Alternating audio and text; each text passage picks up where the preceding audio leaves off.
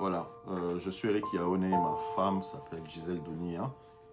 C'est la sœur de Patrick Dounia que on a lancé des alertes depuis près de 40 jours.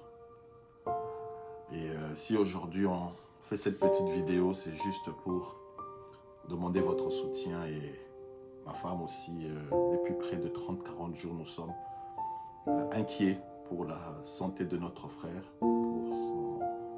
pour la situation où il est. C'est un endroit qui n'est pas du tout recommandable.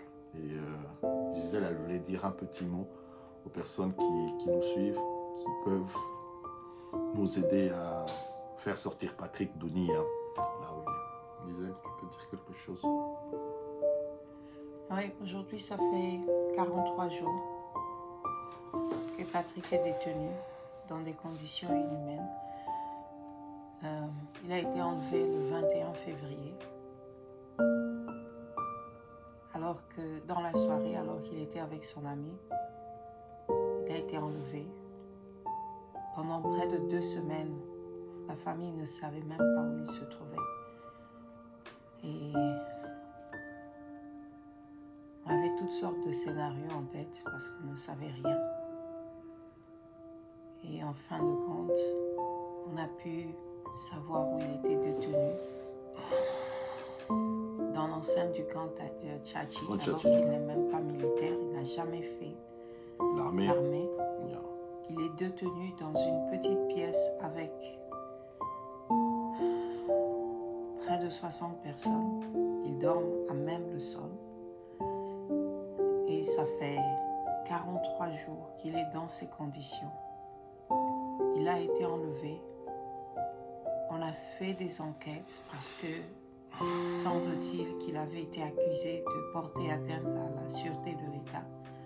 On a fait les enquêtes, on a fouillé dans sa maison. Yeah. On a pris même le téléphone de sa femme. On n'a rien trouvé. Il existe un rapport qui montre cela. Mais malgré cela, on ne l'a pas libéré. Malgré le rapport qui le détaille, qui détaille ce qui c'est, qu'il n'y a rien, on n'a rien trouvé dans ses ordinateurs, dans ses téléphones, dans sa maison, dans tous les papiers qu'on a fouillés, on a mis sa maison sans dessus-dessous. Rien n'a été trouvé. Donc il n'y a aucune preuve. Aucune preuve. Et ce rapport, il a été fait 2 semaines après qu'il ait été détenu. On l'ait retrouvé parce qu'après un moment, on ne savait même pas là où il était. Malgré ça, il est détenu.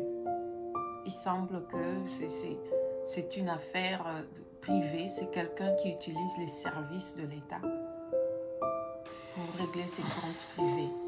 Mais il n'y a aucun jugement, il n'a jamais été entendu. Ça fait 43 jours, il n'a jamais été entendu. On ne permet pas à tout le monde de le voir. Mais il est là. Donc tout ce qui... Je ne sais pas qui a une parcelle de pouvoir pour pouvoir changer cette situation. Mais ceux qui le peuvent, si vous avez si vous pouvez faire quelque chose, faites-le. C'est un être humain qui se retrouve avec des militaires, des gens accusés, des gens qui ont probablement des parcours criminels. Yeah. Ils se retrouvent là, emprisonnés, pour rien, à cause de la méchanceté des hommes.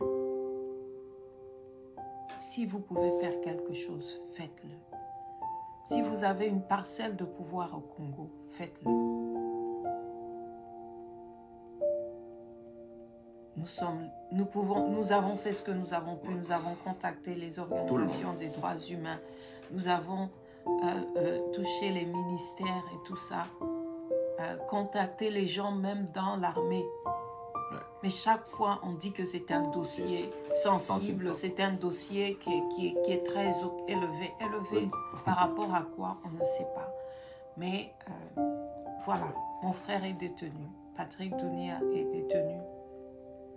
Il n'a aucun casier, dans son casier judiciaire, il n'y a rien, il n'y a jamais eu cela. Mais il est détenu. On ne sait pourquoi. Il y a quelqu'un qui est derrière tout ça. Patrick n'a jamais fait de politique, Patrick n'a jamais fait l'armée, mais il est détenu là-bas. Nous prions Dieu pour que sa santé mentale et physique, cette situation puisse passer. Mais vous qui suivez Eric et ses émissions, ceux qui suivent ses directs, faites quelque chose. Tout ce que je veux dire. Voilà, donc je crois que les détails, comme on l'a dit, ça fait longtemps qu'on a ce dossier et on ne veut pas le mettre, on voulait pas le mettre à jour. Mais après 40 jours, nous avons estimé que c'est quand même, on en dit Desmond Tutu qui dit celui qui n'agit pas quand il y a une situation d'injustice est complice de l'injustice. Donc nous ne pouvons pas rester muets face à cette situation. Et si son cas, parce que c'est un fonctionnaire de l'État, il travaille à un ministère, il a ses droits. Et je pense que nous voulons tous qu'il y ait un état de droit où le citoyen est au centre de l'intérêt de la nation. Si une personne qui est un fonctionnaire de l'État et qui a un casier judiciaire vide se retrouve dans cette situation, à plus forte raison des personnes qui n'ont pas de soutien, qui doivent être dans des situations aussi similaires. Donc c'est vraiment un SOS que nous lançons à tous. Nous sommes inquiets, mais nous croyons, nous prions. Nous sommes en période de Pâques, plus ou moins, et nous savons que au-delà des gens qui se prennent au-dessus de la loi, Dieu est au-dessus de tout.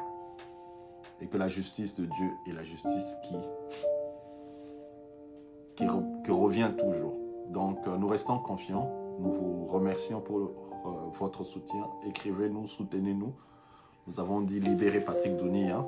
Et nous allons faire un mouvement de soutien et de protestation pour que cette semaine, on puisse nous entendre. Merci.